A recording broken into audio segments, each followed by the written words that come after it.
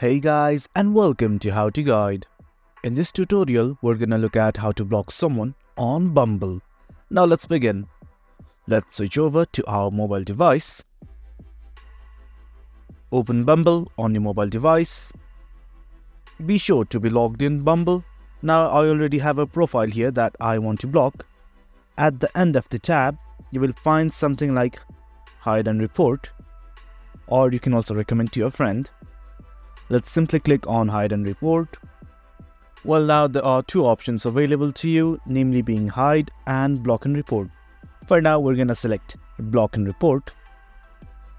Now there are lots of reasons why you want to block and report this problem. Maybe it's a fake profile, maybe it is an inappropriate content, but in this case I just want to select I'm just not interested, and it's asking for our confirmation that if you really want to block them or not.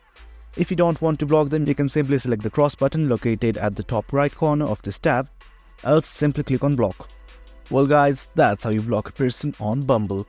Hope you guys liked this video, and for more informative content like this, do remember to hit like, share and subscribe. Thank you.